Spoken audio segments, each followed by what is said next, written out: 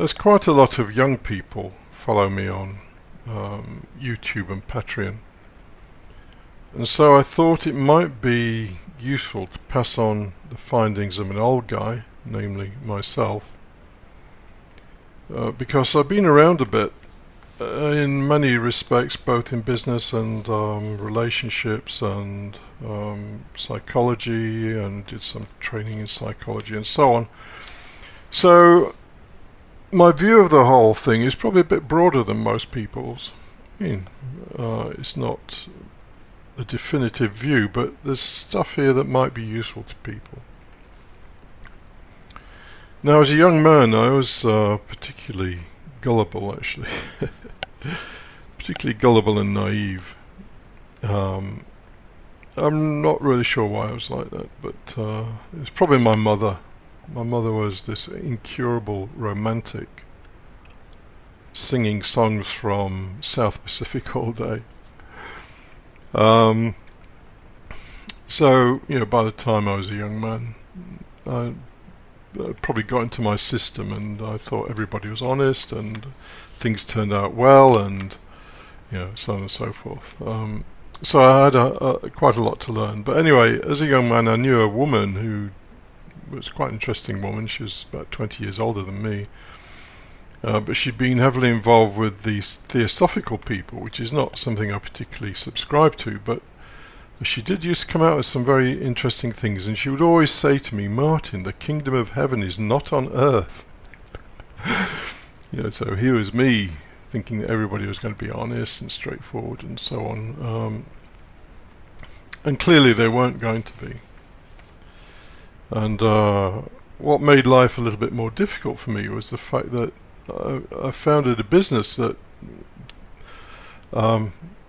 quite independently of me in many ways turned out to be very successful. I just happened to be in the right place at the right time with the right thing. And of course I attracted all the flies, like flies around shit.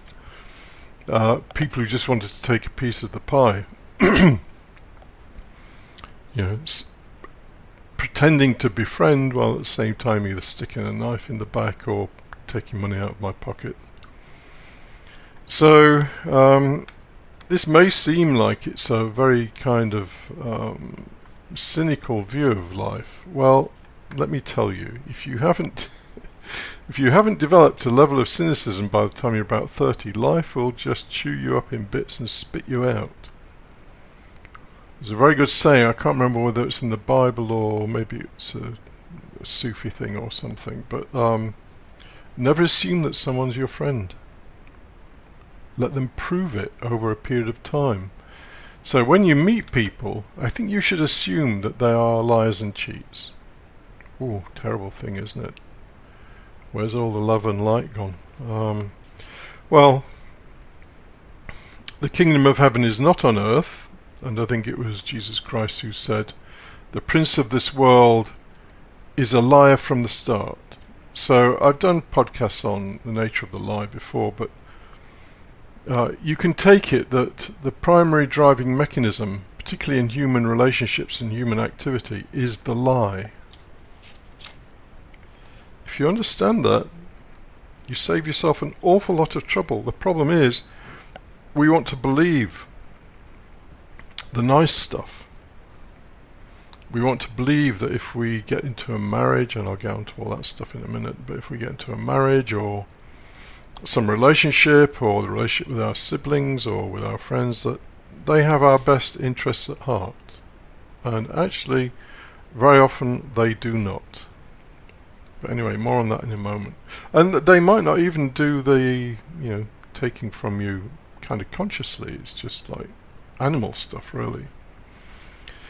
So, one of the things you need to get into your head, albeit it might not be very pleasant for you to do that, is to know that the world in the main, business, relationships,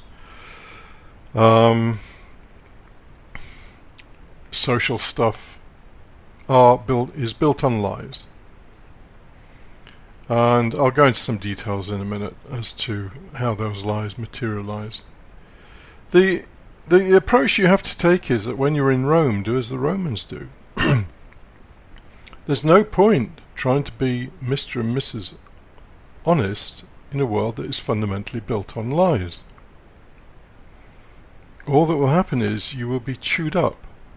Now, you might say to yourself, well, if life's a shit show, why do I bother with any of this? Well, the problem is that your body will insist on surviving, no matter how much complaining you do in your head. Oh, it's a shit show. Oh, why should I do this? Oh, why should I do that? Blah, blah, blah. Your body will insist on survival. And it will always outvote your whining head. So, it's the old saying, those who complain don't matter. Those who matter don't complain. Your body matters. It doesn't complain, it just gets on with it. It eats food, it has sex, it sleeps, it seeks shelter. But your mind, which actually really doesn't matter, is whining about it all the time. Oh, why should I do this? Why should I do that? I'm sick and tired of this. It's not turning out the way that I wanted it, blah, blah, blah. Meanwhile, the body's eating stuff, having sex, and so on. When in Rome, do as the Romans do. The world is built on lies. Even Jesus Christ said that. And just do as everybody else does. Is it immoral? Well, there's deep waters as to what is moral and immoral. And I'm not going to go into those waters because in reality there is no objective morality. So where are you going to pitch yourself when there is no anchor point in the whole morality thing? Anyway, that's another podcast. So let's talk about some of the things that will happen in your life. Well, one of the pressing things, of course, is money. And everybody wants, well, most people want money, and generally people want more of it. And they'll do almost anything to get it. I mean, the sloppiest the sloppiest and most pathetic way to try and get it is to believe in something like The Secret, where you only have to visualize something and it will happen. So you keep visualizing that you've got $1 million in the bank, and hey presto, it will happen with no fucking effort on your part. So that's the laziest, most stupid way of trying to get money, because of course you'll pay your $200 or whatever for the course to visualize, and nothing will happen. And then somebody else will produce another course saying, well, here's why your visualizations aren't working, so another $200. There are two secrets to making money. Reasonable money. And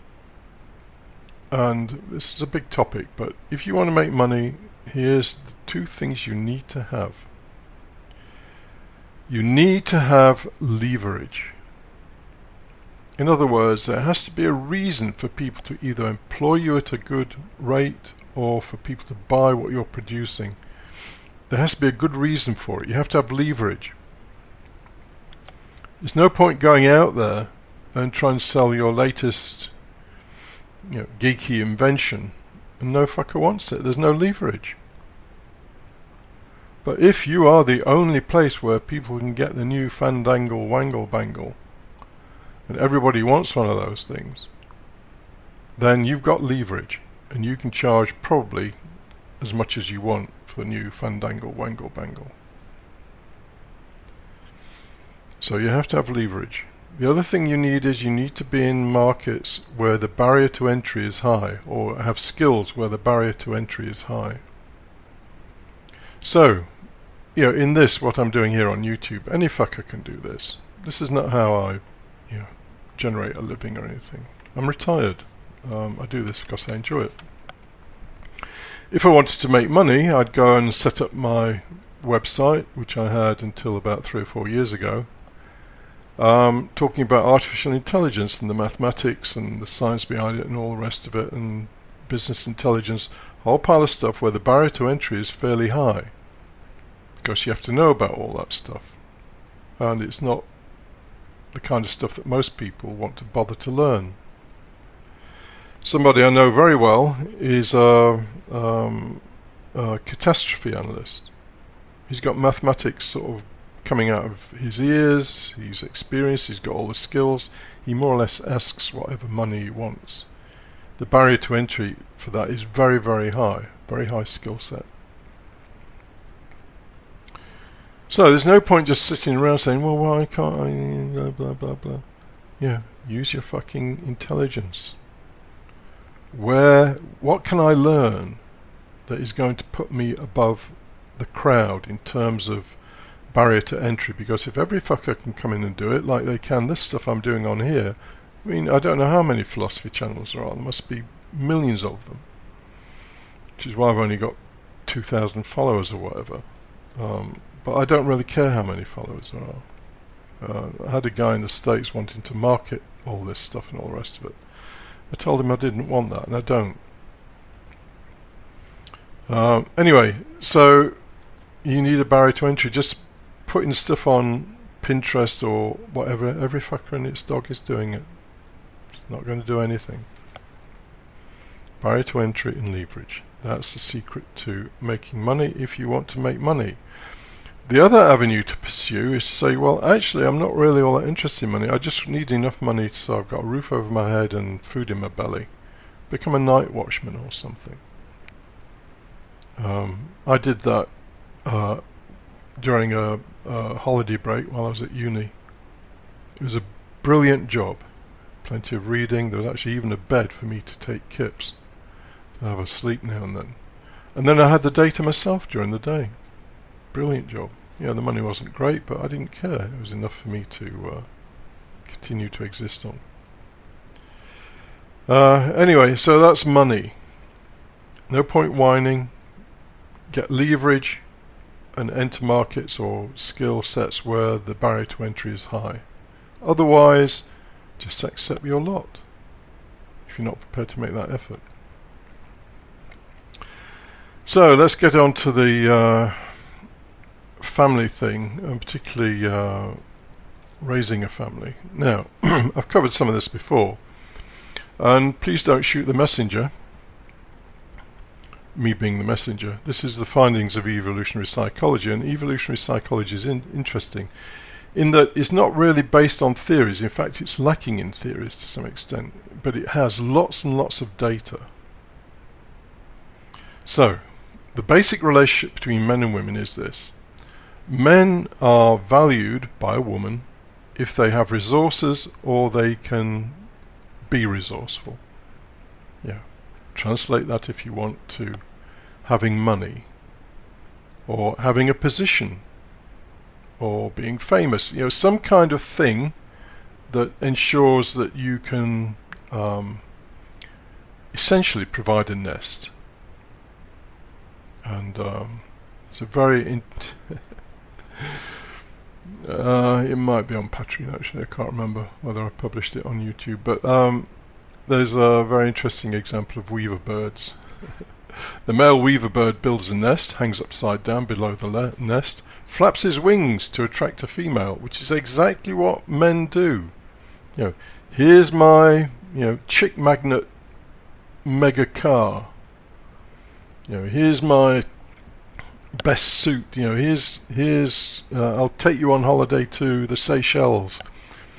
Demonstrating their resources to attract a female.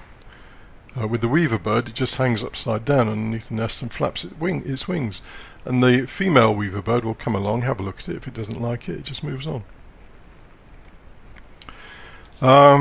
Which is the male role, generally. And that might not actually be the man who's doing that. Sometimes women do that. But generally speaking, you may not do this, but the overall situation is that men will advertise their wares in terms of resources and resourcefulness in an attempt to attract a woman as a permanent mate. A woman may go for some muscle-bound monster for a bit of casual sex, but she's probably not going to be all that interested in a permanent relationship. Maybe. Anyway, so that's what women look for in men: resourcefulness and access to resources. What men look for in women, I don't have to tell you really, do I? It's sexual stuff. They're really looking for what is called the maximum breeding capability. I think they call it reproductive value, which is achieved at the age of 20 for a woman. So a woman will always try in some way to make herself look as though she's about 20 years old.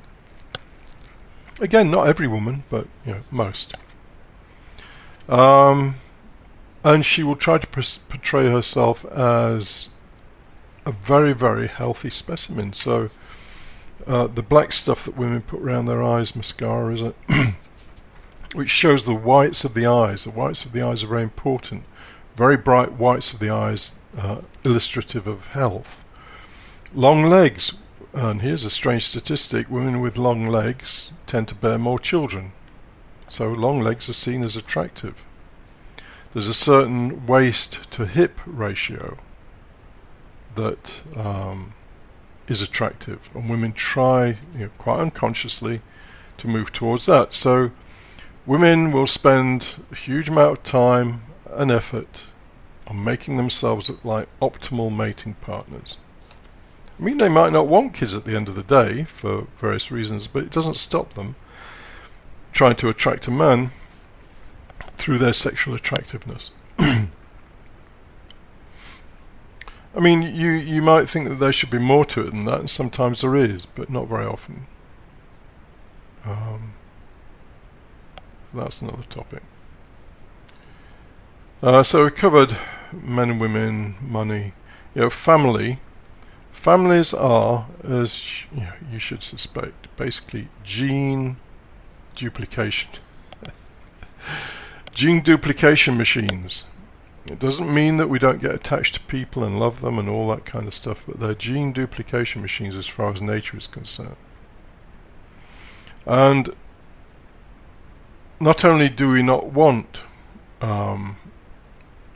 sort of foreign genes in there, so a man typically will not want to rear children that have another father. Although, interestingly enough, women are more alienated by adopted kids, or alienated from adopted kids, than men. But again, that's another story.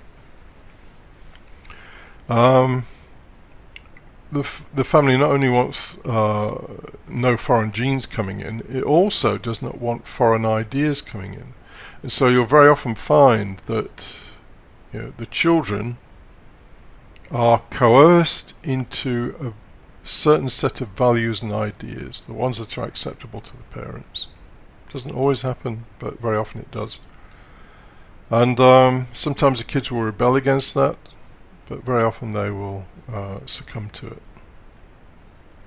So, and there's a wonderful video by a lady called Kathleen Spieth, I think her name is, a psychologist, who, it's a YouTube video, and she says that you're never free until you're free of family.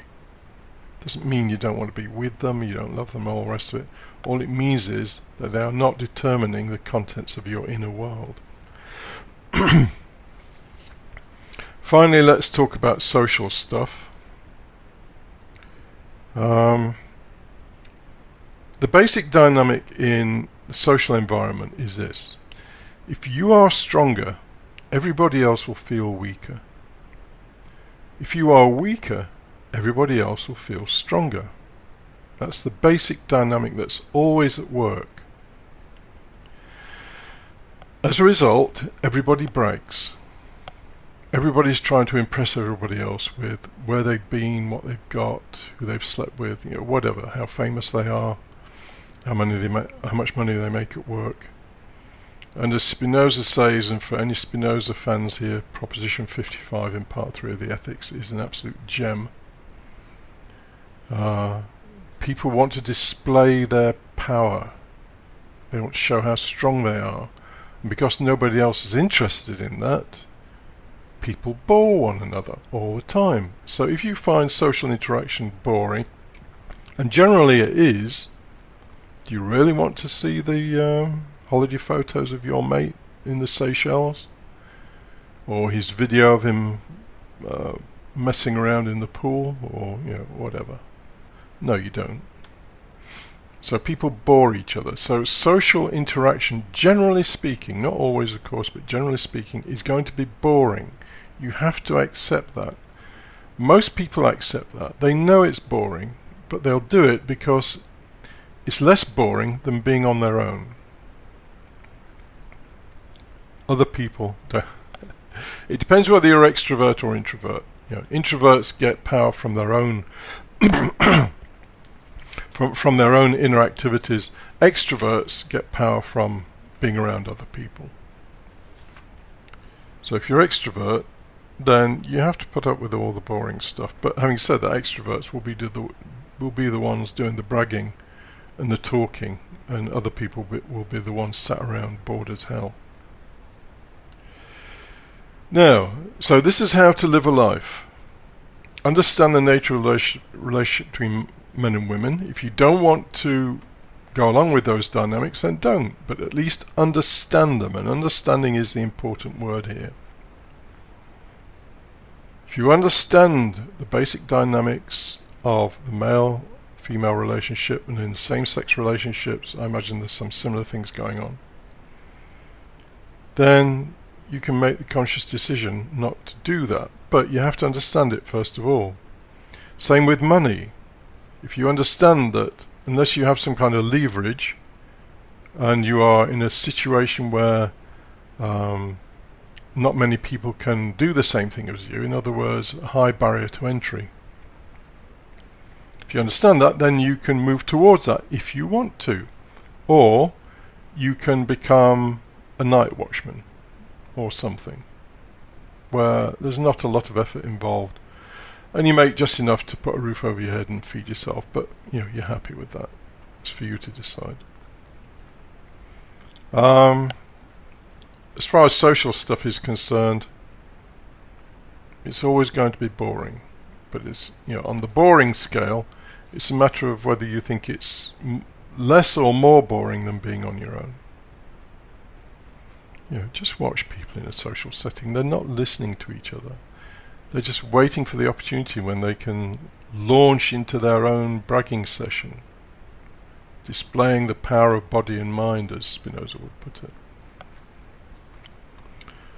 And you should certainly remember that the whole of life is built on lies.